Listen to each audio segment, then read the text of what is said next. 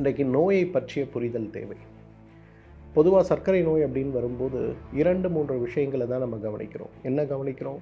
நமக்கு ஏற்பட்டிருப்பது இன்சுலின் தேவைப்படுகின்ற சர்க்கரை நோயா, இன்சுலின் தேவைப்படாத சர்க்கரை நோயா, அல்லது இப்போது சொல்லுகின்ற டைப் 4 டைப் 5 சார்ந்த சர்க்கரை நோயாக தான் பார்க்குறோமே தவிர, நமக்கு ஏற்பட்டிருக்கக்கூடிய சர்க்கரை நோய் வாதம் சார்ந்ததா, பித்தம் சார்ந்ததா, கபம் சார்ந்ததா அப்படிங்கிற ஒரு புரிதலற்று நம்ம இருக்கும்.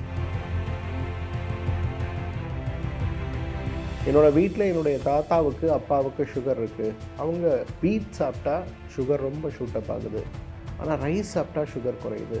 வித்தியாசமாக இருக்கே சார், இந்த மாதிரி கேள்விகள் நம்ம மனதில் வருது இல்லையா? காரணம் என்னென்னா, உணவு என்ன சாப்பிடணுங்கிறது வேறு, எப்படி சாப்பிடணுங்கிறது வேறு.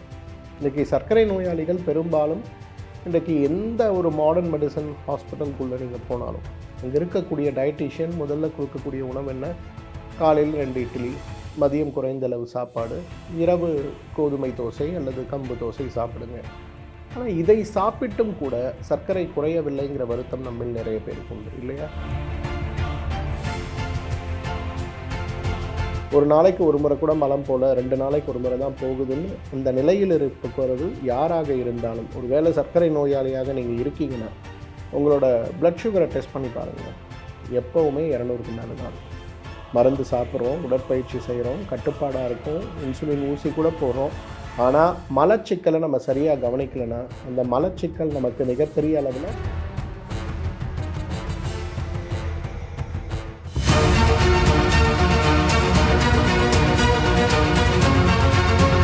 டாக்டர் ஸ்ரீவர்மாஸ் ஆரோக்கியமும் ஆன்மீகமும். நண்பர்கள், தோழர்கள், நலம் விரும்பிகள் மற்றும் உலகெங்கும் உள்ள தமிழ் உள்ளங்களுக்கு உங்களுடைய வெல்னஸ் குருஜியுடைய அன்பான வணக்கங்கள். ஆயுள் முழுவதும் ஆரோக்கியமாக வாழ நாம் என்ன செய்ய வேண்டும் அப்படிங்கிற விஷயங்களை பற்றியும், உணவே மருந்து, நாம் உண்ணுகின்ற உணவில் இருக்கக்கூடிய சத்துக்களும் ஆயுர்வேத அடிப்படையில், தமிழ் மருத்துவ அடிப்படையில் உண்ணுகின்ற உணவுகள் எவ்வாறு நம்ம உடலில் இருக்கக்கூடிய பஞ்சபூதங்களை வலுவாக்கி பலமாக்கி நோயற்ற வாழ்க்கையை நமக்கு வழங்குகிறது அப்படிங்கிறதை பற்றியும் இந்த நிகழ்ச்சியில் நீண்ட காலமாக நாம் பார்த்து வருகிறோம். அந்த வகையில் மருந்து கொண்டு நோயை கட்டுப்படுத்துவது ஒரு புறம் இருக்க, மருந்தற்று சர்க்கரை நோயை எவ்வாறு நம்முடைய வாழ்வியல் மாற்றங்கள் மூலம் கட்டுப்படுத்த முடியும் அப்படிங்கிறதை பற்றி தான் இன்றைக்கு உங்களோடு நான் பகிர்ந்து கொள்ளப் போகிறேன். சர்க்கரை நோய், இந்த வார்த்தையை கேட்டாலே நம் அனைவருக்கும் தலை சுற்றுகிறது இல்லையா? 30 வயது இருக்கக்கூடிய இளைஞனும் அவருடைய மனைவியும் என்னை பார்க்க வந்திருந்தாங்க. வரும்போதே கண்களில் ஒரு கலக்கம், மனதில் ஒரு பயம், கடுமையான மன உளைச்சலில் இருந்தார்கள் அப்படிங்கிறத அவர்களுடைய முகத்தை பார்க்கும்போதே தெரிந்தது. என்ன அப்படின்னு சொல்லி உட்கார்ந்து பார்த்து பேசும்போது, சர்க்கரை ஆவரேஜ் பிளட் சுகர்னு சொல்லக்கூடிய HbA1c அப்படிங்கிறது 14.1, அவர்களுடைய பிளட் சுகருடைய லெவல் 318 அளவில் இருந்தது. ஒரே கவலை, வயசு குறைவு, சர்க்கரை நோய் வந்துருச்சு, கல்யாணம் ஆகி 1 வருஷம்தான் ஆச்சு, இன்னும் குழந்தை கூட வரல, அதுக்குள்ளே இவ்வளோ பெரிய நோய் வந்துருச்சு அப்படின்னு 2 பேருமே மெத்த படித்து நல்ல வேலையில் இருப்பவர்கள் தான். இருந்தாலும் 2 பேருக்குமே அந்த குழப்பம் வந்து விட்டது.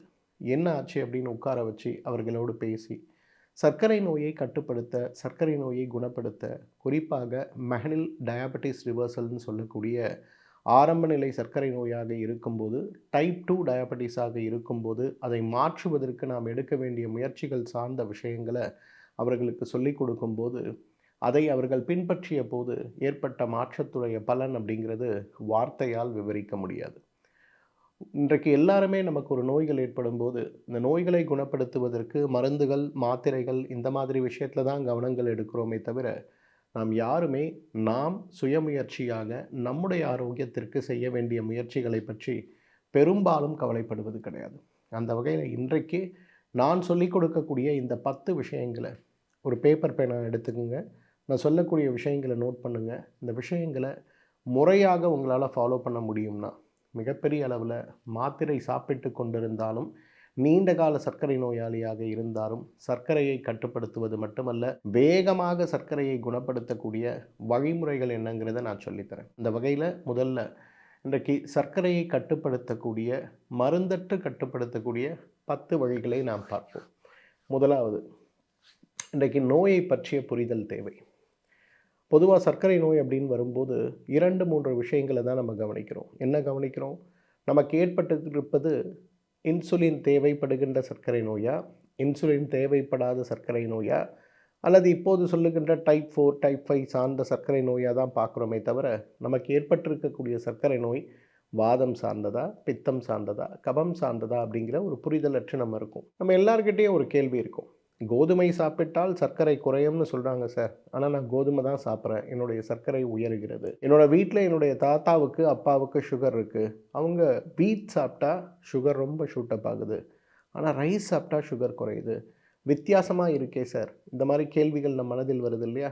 காரணம் என்னென்னா, வாதம் சார்ந்த சர்க்கரை நோயால் ஒருவர் பாதிக்கப்பட்டு இருக்கும்போது அவருக்கு கோதுமை சார்ந்த உணவுகள் கொடுக்கும்போது சர்க்கரை கூடிக்கொண்டே போகிறத பார்க்க முடியும். பித்தம் சார்ந்த உடலமைப்பை கொண்டிருப்பவர்களுக்கு கோதுமையோ அல்லது அரிசியோ மிகப்பெரிய மாற்றத்தை ஏற்படுத்துவது கிடையாது. கபம் சார்ந்த சர்க்கரை நோயை கொண்டிருப்பவர்களுக்கு அரிசி உணவுகள் கிடுகிடுவென்று சர்க்கரையை ஏற்றி விடுவதை பார்க்கிறோம். ஏன் இன்றைக்கு நான் இதை சொல்கிறேன்னா, நம்முடைய உடல் எப்படி வாதம், பித்தம், கபம்ன்ற 3 காரணிகளால் ஆகியிருக்கிறதோ, அதே போல் நமக்கு ஏற்படுகின்ற நோய்களுமே ப்ரிடாமினன்ட்லி வாதம், பித்தம், கபம் சொல்லக்கூடிய 3 நோய்களால் ஆகியிருக்கிறது. அப்போ நோயுடைய தன்மையை வெறும் இரத்தத்தில் இருக்கக்கூடிய அளவீடுகளை கொண்டு அல்லது உடல் சுரக்கக்கூடிய அமிலங்களை கொண்டு மட்டும் அளவீடுகள் செய்வது அப்படிங்கிறது அந்த நோயை கட்டுப்படுத்துவதற்கான, குணப்படுத்துவதற்கான முழுமையான சிகிச்சையாக இருப்பது கிடையாது. அதனால தான் இன்றைக்கு நம்ம பார்க்குறோம், நிறைய நேரங்களில் 100ல் 30 பேருக்கு எடுத்துக்கொள்ளக்கூடிய மருந்துகள் சர்க்கரையை கட்டுப்படுத்த உதவுகிறது. மீதி 70 பேருக்கு மருந்துகள் தான் ஒரு பக்கம் சாப்பிட்டு கொண்டிருக்கிறோமே தவிர நோய் குறைவதே கிடையாது. அந்த வகையில் முதலாவதாக நாம் செய்ய வேண்டியது, நமக்கு ஏற்பட்டிருக்கக்கூடிய நோய் எந்த வகையான நோய் அப்படிங்கிற புரிதலை கொண்டு வருவது மிக மிக மிக அவசியம். அந்த புரிதல் அற்று நாம் எடுக்கக்கூடிய முயற்சிகள் மிகப்பெரிய மாற்றத்தை நமக்கு ஏற்படுத்தாது. இன்றைக்கு கட்டுப்பாடற்ற சர்க்கரை நோயோடு போராடி கொண்டிருப்பவர்கள் நீங்கள் யாராக இருந்தாலும் உடனடியாக நம்ம மருத்துவமனைக்கு தொடர்பு கொள்ளுங்கள். ஹெல்த் அசஸ்மெண்ட்டுன்னு சொல்லக்கூடிய ஒரு 120 கேள்விகள் இருக்கக்கூடிய ஒரு சிறிய தொகுப்பு நம்முடைய மருத்துவர்கள் உங்களிடம் ஆன்லைன் மூலமாகவோ, வீடியோ கால் மூலமாகவோ, அல்லது நேரடியாக நீங்கள் மருத்துவமனைக்கு வரும்போது, தமிழகம் முழுவதும் இருக்கக்கூடிய ஸ்ரீவர்மா மருத்துவமனைக்கு நீங்கள் வரும்போது உங்களிடம் அரை மணி நேரம், 1 மணி நேரம் பேசி உங்களுடைய உடல் சார்ந்த, மனம் சார்ந்த, உங்களுடைய வேலை சார்ந்த, பொருளாதாரம் சார்ந்த எல்லா விதமான சிக்கல்களையும் உணர்ந்து எந்த வகையான நோயால் நாம் பீடிக்கப்பட்டிருக்கிறோம் அப்படிங்கிறத, எந்த வகைன்னு சொல்லும்போது வாதம் சார்ந்த, பித்தம் சார்ந்த, கபம் சார்ந்த நோயால் அல்லது உடலமைப்பு சார்ந்த நோயால் எப்படி இருக்கிறோம் அப்படிங்கிறத விளக்கமாக சொல்லிக் கொடுப்பாங்க. இதுதான் சர்க்கரை நோயை கட்டுப்படுத்த, குணப்படுத்த நாம் எடுக்க வேண்டிய முதல் முயற்சியாக இருக்க வேண்டும். இரண்டாவது, இன்றைக்கு உணவுங்க. உணவு என்ன சாப்பிடணுங்கிறது வேறு, எப்படி சாப்பிடணுங்கிறது வேறு. இன்றைக்கி சர்க்கரை நோயாளிகள் பெரும்பாலும் இன்றைக்கு எந்த ஒரு மாடர்ன் மெடிசன் ஹாஸ்பிட்டலுக்குள்ளே நீங்கள் போனாலும் அங்கே இருக்கக்கூடிய டயட்டீஷியன் முதல்ல கொடுக்கக்கூடிய உணவு என்ன? காலையில் 2 இட்லி, மதியம் குறைந்த அளவு சாப்பாடு, இரவு கோதுமை தோசை அல்லது கம்பு தோசை சாப்பிடுங்க. ஆனால் இதை சாப்பிட்டும் கூட சர்க்கரை குறையவில்லைங்கிற வருத்தம் நம்மில் நிறைய பேருக்கு உண்டு இல்லையா? உணவு அப்படிங்கிறது ஒரு பக்கம் இருந்தாலும் எப்படி சாப்பிட வேண்டும்? நம்மில் எத்தனை பேர் உணவை நொறுங்க மென்று சாப்பிடுகிறோம்? ஒரு பிரேக்ஃபாஸ்ட் சாப்பிட்றதுக்கு 5 நிமிஷத்துக்கு மேலே நம்ம யாரும் டைம் கொடுக்கறது கிடையாது. லஞ்ச் சாப்பிட்றதுக்கு 5 நிமிஷத்துக்கு மேலே டைம் கிடையாது. டின்னர் நம்ம டிவி பார்த்துட்டு, மொபைல் பார்த்துட்டு, படம் பார்த்துட்டு சாப்பிட்றோம். சாப்பிடுகின்ற உணவு என்னன்னே தெரியாமல் சாப்பிடக்கூடிய நிறைய பேர் இன்றைக்கு இருக்கிறத பார்க்குறோம். ஸோ அந்த வகையில் இன்றைக்கு நாம் எடுக்க வேண்டிய முயற்சி, புரிந்து கொள்ள வேண்டிய முயற்சி என்ன தெரியுமா? உணவு சாப்பிடும்போது நம்முடைய கவனம் உணவின் மேல் இருக்க வேண்டும். நொறுங்க தின்றால் 100 வயதுன்னு சொல்கிறோம். ஏன் சொல்கிறோம்? வாயில் இருக்கக்கூடிய உமிழ்நீரில் இருக்கக்கூடிய அமிலங்களும் என்சைம்களும் நேரடியாக உணவை உடைத்து சிறிதாக மாற்றி அந்த உணவு நம்ம வயிற்றுக்குள் செல்லும்போது, அந்த வயிற்றுக்குள் சென்ற உணவு மிக அழகாக உடல் சுரக்கின்ற அமிலங்களால் நொதிக்கப்பட்டு சிறுகுடலுக்கும் பெருகுடலுக்கும் செலுத்தப்படும் போது நம்ம உடம்புல அவ்வளவு பெரிய நல்ல மாற்றங்கள் ஏற்படுவதை பார்க்க முடியும். ஆனால் இன்றைக்கு நம்ம எல்லாருமே உணவை விழுங்குகிறோமே தவிர நாம் யாரும் மென்று சாப்பிடுவது கிடையாது. அப்போ வாயில் அரைக்கப்படாத உணவு வயிற்றுக்குள் செல்லும்போது வயிறு சுரக்க வேண்டிய அமிலங்களுடைய தன்மை மிக அதிகமாக அந்த உணவை நொதிக்க செலவிடப்படும் போது உணவில் இருக்கக்கூடிய சத்துக்கள் குறைந்து போவது மட்டும் கிடையாது, உணவே நமக்கு மருந்தாக மாறுவதற்கு பதிலாக விஷமாக மாறிவிடுகிறது. தினமும் நடைபெறுகின்ற இந்த நிகழ்வு நமக்கு மிகப்பெரிய உடலியல் மாற்றத்தை கொண்டு வந்து இதுவே சர்க்கரை நோய் ஏற்படுவதற்கும் கட்டுப்படாமல் இருப்பதற்கும் மிகப்பெரிய காரணமாக மாறிவிடுவதை பார்க்கிறோம். மூன்றாவது, இதுதாங்க ரொம்ப இம்பார்ட்டன்ட் ஃபேக்ட். யாருமே தூக்கத்துக்கு இம்பார்ட்டன்ஸ் கொடுக்கறது கிடையாது. நீங்களே யோசிச்சு பாருங்களேன். இன்றைக்கெலாம் நிறைய எலக்ட்ரானிக் கேஜெட்ஸ் வந்துருச்சு இல்லையா? வாட்ச் வந்துருச்சு, மோதிரங்கள் வந்துருச்சு. அதை வாங்கி போட்டு நீங்கள் ஒரு வாரம் எப்படி தூங்குறீங்கன்றதை நீங்களே அனலைஸ் பண்ணி பாருங்களேன். இன்றைக்கு 20 வயதில் இருக்கக்கூடிய குழந்தைகள் ஆரம்பித்து இன்றைக்கு 60 வயதில் இருக்கக்கூடிய பெரியவர்கள் வரை குறைந்தது 6 மணி நேர தூக்கம் தேவை அப்படிங்கிற ஒரு விஷயத்தை யாருமே கணக்கில் எடுப்பது கிடையாது. அதனாலேயே என்னவோ இன்றைக்கு நிறைய பேரை நான் பார்க்குறேன். அவர்களுடைய வாழ்வியல் முறையில் அவர்கள் செய்ய வேண்டிய முறையான முயற்சி எது செய்தாலுமே எனக்கு சர்க்கரை கட்டுப்படவில்லைன்னு சொல்லுகின்றவர்களுடைய இரவு தூக்கத்தை கணக்கிட்டு பாருங்களேன், அவ்வளவு மோசமாக இருக்கும்.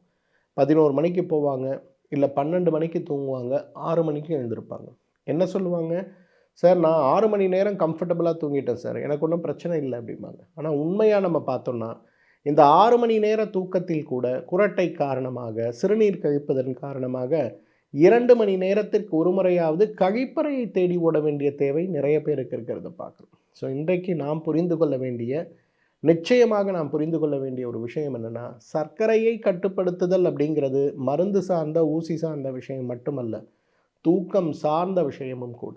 உங்களால் தினசரி 5 மணி நேரம் 6 மணி நேரம் நன்றாக தூங்க முடியும்னா, தூக்கத்திற்கான நேரத்தை ஒதுக்க முடியும்னா, நேரத்திற்கு தூங்குவதற்கான வசதியை இறைவன் ஒருவேளை உங்களுக்கு கொடுத்துருக்காருனா தவறாமல் அதை பயன்படுத்துங்க. ஏன்னா சர்க்கரையை குறைக்க மிகச்சிறந்த ஒரு அருமருந்து தூக்கம். எல்லாருமே இப்போ சொல்ல ஆரம்பிச்சிட்டாங்க மாடர்ன் மெடிசனில் கூட, sleep is the new insulin சொல்கிறாங்க. இன்றைக்கி இன்சுலின் ஊசி போடுவது போல தூக்கமே உங்களுடைய சர்க்கரையை கட்டுப்படுத்தும் சொல்லக்கூடிய ஸ்டேட்மெண்ட் இன்றைக்கு இயற்கை மருத்துவம் சொல்லக்கூடிய வழிமுறைகளை மிகப்பெரிய அளவில் உறுதிப்படுத்தி விடுவதை பார்க்கிறோம். 4வது, இன்றைக்கு ஃபிசிக்கல் ஆக்டிவிட்டி. பொதுவாக எனக்கு நடக்க நேரம் இல்லைன்னு சொல்லக்கூடிய நிறைய பேர் ஜிம்முக்கு போக முடியல, உடற்பயிற்சி பண்ண முடியல, யோகா பண்ண முடியல, இந்த மாதிரி இயற்கையாக நாம் செய்யக்கூடிய வழிமுறைகளை, உடற்பயிற்சிகளை செய்யக்கூடிய நேரத்தை ஒதுக்காமல் இருக்கக்கூடிய எல்லா சர்க்கரை நோயாளிகளுக்கும் சர்க்கரை கட்டுப்படவே கட்டுப்படாது. ஒருவேளை சர்க்கரை கட்டுப்படுதுன்னா என்ன அர்த்தம்? நிறைய வகையான மருந்துகளையோ ஊசிகளையோ கொண்டு தற்காலிக கட்டுப்படுத்தல் தான் அந்த இடத்துல இருக்குமே தவிர அந்த இடத்துல வேறு எதுவுமே வராது. அந்த வகையில் சர்க்கரை நோயை கட்டுப்படுத்த வேண்டும் அப்படின்னு வரும்போது இன்றைக்கு ஃபிசிக்கல் ஆக்டிவிட்டி மிக மிக முக்கியம். முடிஞ்ச அளவுக்கு பண்ணுங்கள். 4 கிலோமீட்டர் நடக்க முடியல, 6 கிலோமீட்டர் நடக்க முடியல, தேவையே இல்லை. உங்கள் வீட்டு மாடியில் காலை எழுந்தவுடன் ஒரு 20 நிமிடம் நடங்க. திருப்பி மதிய உணவுக்கு பிறகு வீட்டுக்குள்ளேயே ஒரு 20 நிமிடம் நடங்க. திருப்பி இரவு உணவுக்கு பிறகு 20 நிமிடம் நடங்க. இந்த உணவுக்கு பின்பு நடத்தல் அப்படிங்கிறது சர்க்கரை நோயை கட்டுப்படுத்தக்கூடிய மிகப்பெரிய அருமருந்தாக இருக்கிறது அப்படிங்கிறது நிரூபிக்கப்பட்ட உண்மையாக இருக்கிறத நம்ம பார்க்கணும். ஏன்னா நம்மில் நிறைய பேர் நினைக்கிறோம் உணவுக்கு பின்பு நடக்கக்கூடாது. உணவுக்கு பின்பு வேகமாகத்தான் நடக்கக்கூடாதே தவிர உணவுக்கு பின்பு நடப்பதுங்கிறது 20% வரை சர்க்கரை நோயை குறைக்கிறது அப்படிங்கிறது நிரூபிக்கப்பட்ட அறிவியல் உண்மையாக இருக்கிறத பார்க்குறோம். அதனால் உணவுக்கு பின்பு குறைந்தது 20 நிமிடம் நடைப்பயிற்சியை மேற்கொள்ளுங்க. வேகமான பிரிஸ்க் வாக்காக இல்லாமல் ஸ்லோ வாக்காக நடக்க முயற்சி பண்ணுங்கள்.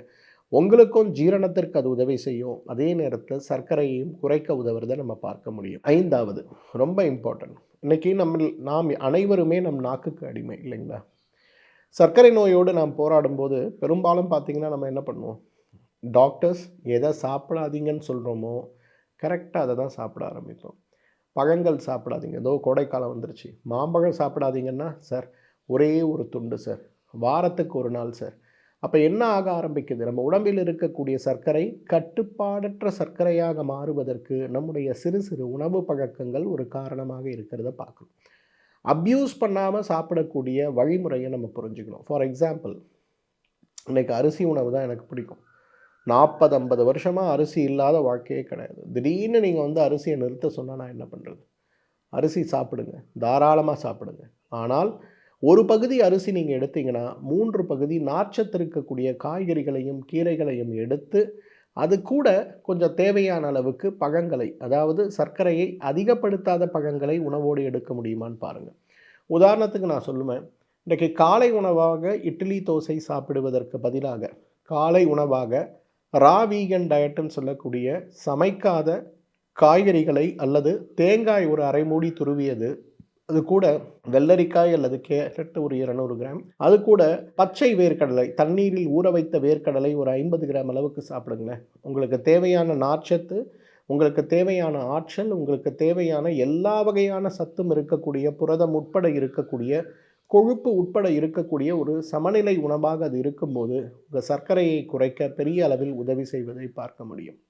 மதிய உணவாக நீங்கள் ஒரு கீரை, ஒரு காய்கறி, ஒரு கூட்டு, பருப்பு சேர்த்த கூட்டு, அது கூட உங்களுடைய உணவாக நீங்கள் தாராளமாக அரிசி எடுத்துக்கலாம். இந்த மூன்றும் 100 கிராம் எடுத்திங்கன்னா உங்களுடைய அரிசி ஒரு 100 கிராம் எடுத்து நன்றாக மென்று சாப்பிடக்கூடிய ஒரு மாற்றத்தை செய்து பாருங்கள். அதுவும் உங்களுடைய சர்க்கரையை மிகப்பெரிய அளவில் குறைத்து விடுவதை பார்க்க முடியும்.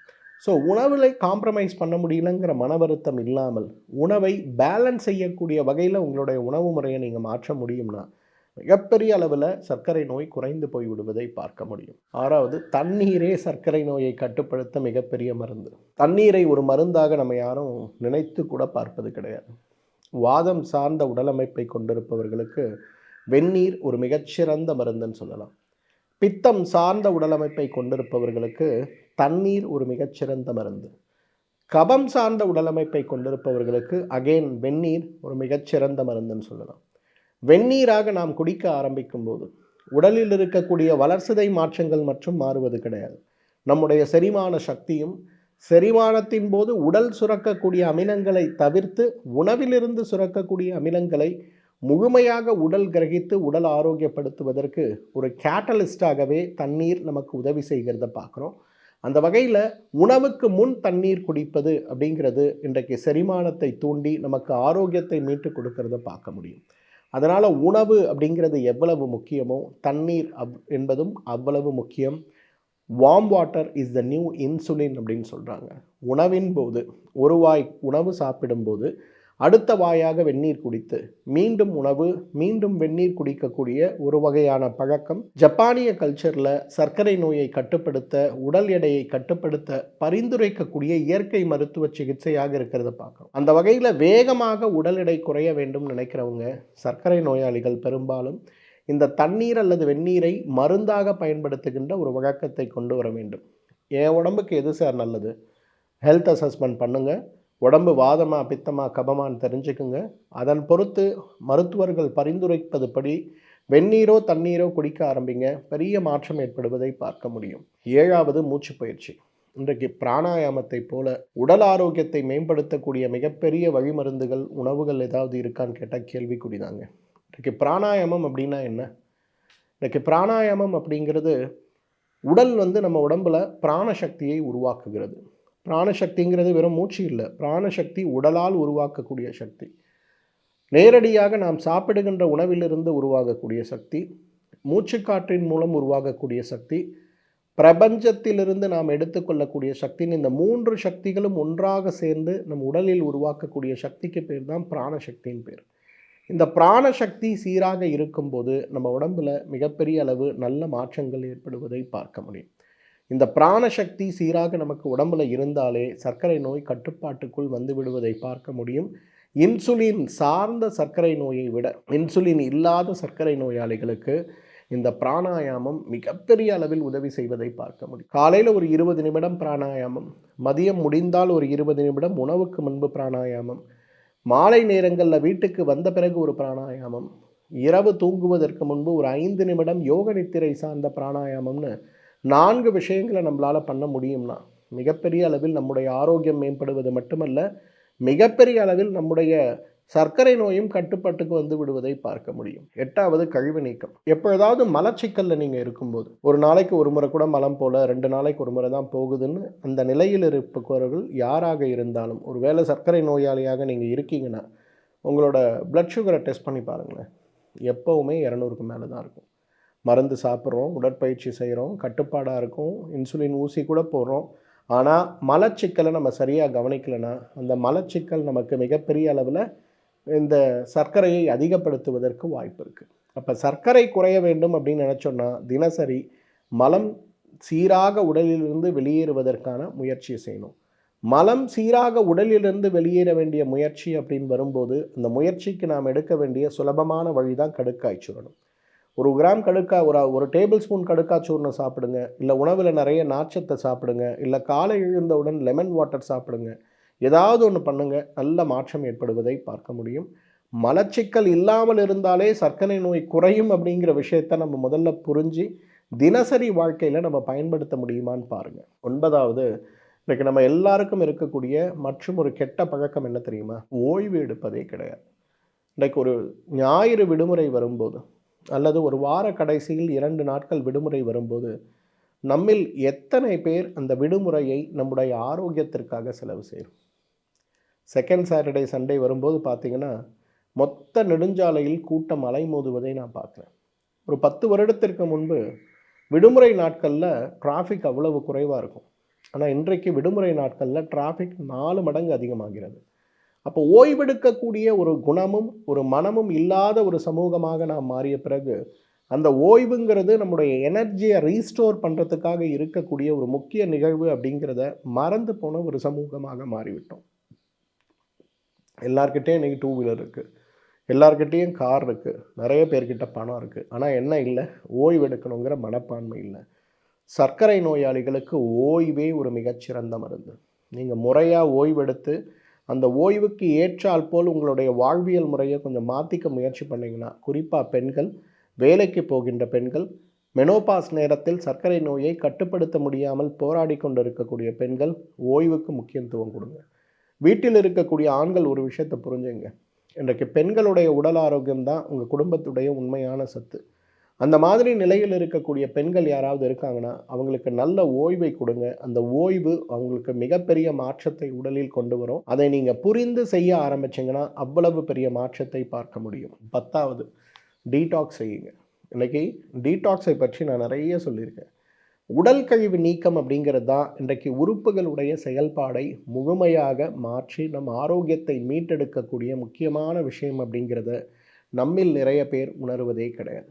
அதனால தான் இன்றைக்கி நான் பார்க்குறேன், இன்றைக்கு கழிவு நீக்கம் செய்யப்படாமல் நாம் எடுத்துக்கொள்ளக்கூடிய சிகிச்சை எதுவுமே நமக்கு பலன் கொடுப்பது கிடையாது. ஆனால் முறையான கழிவு நீக்கத்தோடு நாம் செய்யக்கூடிய சிகிச்சைக்கு பிறகு நீங்கள் சிறு அளவு மருந்து எடுத்தால் கூட உணவு கட்டுப்பாடோடு நான் சொல்லக்கூடிய 9 வழிமுறைகளையும் உங்களுடைய வாழ்வியலில் ஒன்றாக சேர்க்க முடிந்தால் கூட அவ்வளவு வேகமாக உடல் நம்முடைய நோய்க்கு எதிரான செயல்பாடு பலத்தை அடைந்து நோயுடைய தன்மை படிப்படியாக குறைந்து கொண்டே வருவதை பார்க்க முடியும். அந்த வகையில் இன்றைக்கு வேகமாக உடல் எடை குறையணும்னா, சர்க்கரை நோய் குறையணும்னா டீடாக்ஸ் செய்யணும். டீடாக்ஸ் அப்படிங்கிறது நான் ஏற்கனவே சொல்லியிருக்கேன். 2 வகையான டீடாக்ஸ் உண்டு. ஒன்று மருந்தூட்டப்பட்ட நெய் மருந்தோடு நாம் எடுத்துக்கொள்ளக்கூடிய கழிவு நீக்கம், அதற்கு ஸ்னேகபானம்னு சொல்லுவோம். மருந்தூட்டப்பட்ட நெய், அதாவது நம்ம உடம்பு வாதமா பித்தமா கபமான்னு பார்த்து அதற்கு ஏற்றாற்போல் முதல் நாள் 30 மில்லி, அடுத்து 45, அடுத்து 60, அடுத்து 75, அடுத்து 90, 6ஆம் நாள் 105 மில்லி நெய் எடுத்து முறையான உணவு முறையோடு எடுத்து 7வது நாள் காலையில் பேதிக்கு எடுக்கக்கூடிய ஒரு சிகிச்சை தான் ஒரு முழுமை பெற்ற டீடாக்ஸ்ன்னு சொல்லுவோம். இதை 7 நாட்கள் நீங்கள் ஃபாலோ பண்ணணும். இதை எடுத்து முடித்த பிறகு பொதுவாக நான் எல்லாருக்கும் ஒன்று சொல்லுவேன். இந்த டீடாக்ஸ் எடுக்கிறதுக்கு முன்னாடி உங்களோட இன்சுலின் C-பெப்டைட்லாம் எப்படி இருக்குன்னு பாருங்கள். 7 நாள் டீடாக்ஸ் முடித்து திருப்பி C-பெப்டைட் பாருங்கள், பெரிய சேஞ்ச் இருக்கிறத பார்க்கலாம். ஒரே ஒரு கேஸ் எக்ஸாம்பிளாக சொல்லணுன்னா 11.4ஓட வந்த HbA1c 7 நாள் டீடாக்ஸ்க்கு பிறகு 7.2ஆக மாறி இருந்ததை பார்த்தோம். டீடாக்ஸ் உடம்பில் அவ்வளவு பெரிய மாற்றத்தை ஏற்படுத்தும். இரத்தத்தில் தேங்கி கிடக்கக்கூடிய கொழுப்புகள், கழிவுகள், உபயோகப்படாத ஹார்மோன்கள், என்சைம்கள் இவை அனைத்தையும் நீக்கக்கூடிய சக்தி டீடாக்ஸுக்கு உண்டு. இது வருஷத்துக்கு ஒரு முறை எடுங்க. மாதத்துக்கு ஒரு முறை 10 மா இலை, 10 கொய்யா இலை, 10 வேப்ப இலை 1/2 லிட்டர் தண்ணியில் நறுக்கி போடுங்க, கொதிக்க வைங்க, 100 மில்லியாக குறைங்க, வடிகட்டுங்க. அதில் 10 மில்லி சுத்தமான உள்ளுக்கு சாப்பிட்ற விளக்கெண்ணெய் சேர்த்து இதை காலை வெறும் வயிற்றில் சாப்பிடுங்க. இந்த ஒரு புரோட்டோகாலை நீங்கள் ஃபாலோ பண்ண முடியும்னா உங்கள் சுகர் கட்டுப்படுறது மட்டும் இல்லை, சில வகையான சர்க்கரை நோய் குணமாகி போகிறதே பார்க்க முடியும். மாதம் மாதம் இன்சுலின் அதிகமாகிட்டே போகுது, வெரைட்டிஸ் ஆஃப் இன்சுலின் நான் போட வேண்டியிருக்குன்னு பயப்படுறீங்கள்ல, எல்லாருக்குமே மிகப்பெரிய அளவில் உதவி செய்யக்கூடியது எது? டீடாக்ஸ் தான். 10 விஷயம் நான் சொல்லி கொடுத்துருக்கேன். நம்மள நிறைய பேர் சொல்லுவாங்க, சார் இந்த 10 விஷயம்லாம் செய்கிறதுக்கு எனக்கு டைமே இல்லை சார், எனக்கு ஏதாவது சின்ன சொல்யூஷன், எஃபெக்டிவ் சொல்யூஷன் 10 பண்ண முடியலன்னா 2-3 பண்ணுறதுக்கு நான் தயாராக இருக்கேன். பட் ஆனால் எனக்கு இதை விட வேகமாக சுலபமாக சாப்பிடக்கூடிய ஏதாவது ஒரு மருந்து சொல்ல முடியுமான்னு கேட்டால் மெகனில் சூரணம். இந்த மெகனில் சூரணம் வந்து ஒரு மிகச்சிறந்த மருந்துங்க. நம்முடைய மருத்துவமனையில் இதுவரையிலும் 10,000க்கும் மேற்பட்ட சர்க்கரை நோயாளிகளுக்கு சர்க்கரையை கட்டுப்படுத்த, சர்க்கரையுடைய பக்க விளைவுகளை குறைக்க, சர்க்கரையை குணப்படுத்த, ப்ரீ டயாபெட்டிஸில் இருந்தவங்க எவ்வளோ பேர் அந்த டயாபெட்டிஸோட ரிஸ்க்லேருந்து வெளியில் வருவதற்கு உதவி செய்த ஒரு சிறந்த மருந்து எதுன்னு கேட்டிங்கன்னா மெகனில் சூரணம் தான். இந்த மெகனில் சூரணத்தை காலை ஒரு வேளை, மாலை ஒரு வேளை, இரவு ஒரு வேளை உணவுக்கு முன்பு நம்ம எடுக்கணும். வெந்நீரில் கலந்து சாப்பிடலாம். பித்த உடம்புக்காரங்க தண்ணீரில் கலந்து சாப்பிடலாம். சாப்பிடும்போது நல்ல மாற்றம் ஏற்படுவதை பார்க்க முடியும். நான் சொன்ன 10 லைஃப் ஸ்டைல் சேஞ்சஸ் தான் உண்மையிலேயே சர்க்கரையை கட்டுப்படுத்த, குணப்படுத்தக்கூடிய மிகப்பெரிய ஆயுதம். யாரெல்லாம் அதெல்லாம் பண்ண முடியாதுன்னு நினைக்கிறீங்களோ, தற்காலிகமாக சர்க்கரை கூடுதலாக இருப்பது கட்டுப்படுத்தக்கூடிய ஒரு மருந்துகள் தேவைன்னு நினைக்கிறீங்களோ, மருத்துவமனையை தொடர்பு கொள்ளுங்கள். அல்லது நம்முடைய ஸ்ரீவர்மாவுடைய இணையத்துக்கு போனீங்கன்னா மெகனில் சூர்ணம் உங்களுக்கு கிடைக்கும். நீங்கள் அங்கேருந்து ஆர்டர் பண்ணி அந்த மருந்துகளை சாப்பிடலாம். நல்லா ஞாபகம் வச்சுங்க, ஒரு மருந்து, ஒரு ஊசி சர்க்கரை நோயை கட்டுப்படுத்துவதற்கான ஆயுதம் கிடையாது. நம்முடைய வாழ்வியல் முறை, நோயை பற்றி இருக்கக்கூடிய நம்முடைய புரிதல் மட்டும்தான் சர்க்கரை நோயை கட்டுப்படுத்துவதற்கான வழிமுறை. முறையான முயற்சி, கன்சிஸ்டண்ட்டாக நாம் எடுக்கக்கூடிய முயற்சி சர்க்கரை நோய் மட்டுமல்ல, சர்க்கரை நோயுடைய எல்லா விதமான பக்க விளைவுகளையும் தவிர்க்க நமக்கு உதவும் அப்படிங்கிறத நாம் மறந்துவிடக்கூடாது. இந்த வீடியோவில் உங்களோட சந்தேகங்கள் ஏதாவது இருந்தால் கமெண்ட் செக்ஷனில் என்கிட்ட ஷேர் பண்ண முடியுமான்னு பாருங்கள். எனக்கு நேரம் கிடைக்கும்போது நிச்சயமாக அதற்கு பதிலளிக்க நான் முயற்சி செய்கிறேன். இந்த வீடியோவை உங்களோட ஃப்ரெண்ட்ஸ், கம்யூனிட்டி, உங்களோட ஃபேமிலி எல்லாருக்கும் ஷேர் பண்ணுங்கள். மருந்தற்ற வகையில் சர்க்கரை நோயை கட்டுப்படுத்த உதவக்கூடிய இந்த வீடியோவை ஒரு சமூக புரட்சியாகவே உங்களுக்கு வேண்டியவர்கள், நண்பர்கள், தோழர்கள் எல்லாரிடத்திலும் கொண்டு சேர்க்க முடியுமான்னு பாருங்கள். மீண்டும் சந்திப்போம். நன்றி, வணக்கம். ஆயுர்வேதம் ஒரு பொக்கிஷம், நம் ஆயுள் நீட்டக்கும் அற்புதம். டாக்டர் ஸ்ரீவர்மாஸ் அறுவை சிகிச்சையில் குணம், இது ஆயுட்கால நிவாரணம். டாக்டர் ஸ்ரீவர்மாஸ் அனைத்து நோய்களுக்குமான குணம், அழகு தரும் மூலிகைகள், ஆரோக்கியம் தரும் மருத்துவர்கள். டாக்டர் ஸ்ரீவர்மாஸ், ஆரோக்கியமும் ஆன்மீகமும்.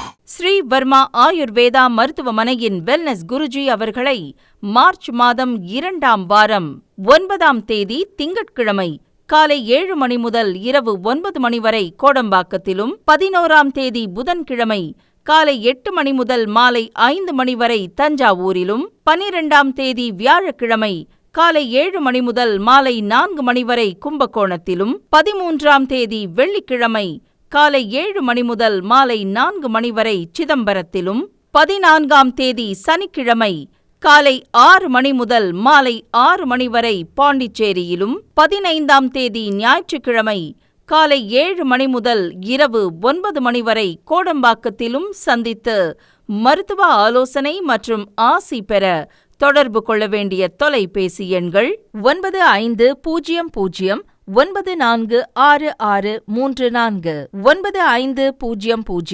9500946635.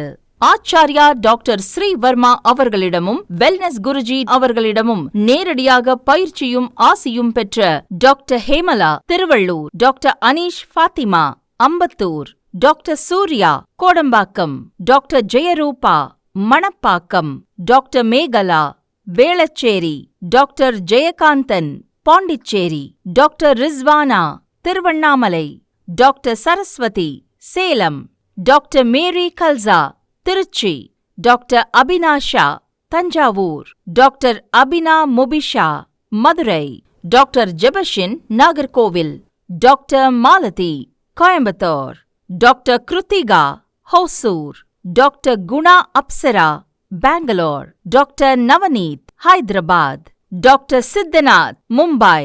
பட்டப்படிப்பு மற்றும் பட்ட மேற்படிப்பு முடித்த மருத்துவர்களை சந்தித்து சிகிச்சை பெறலாம். Dr. Srivarma's Magic Care, his wellness for her happiness.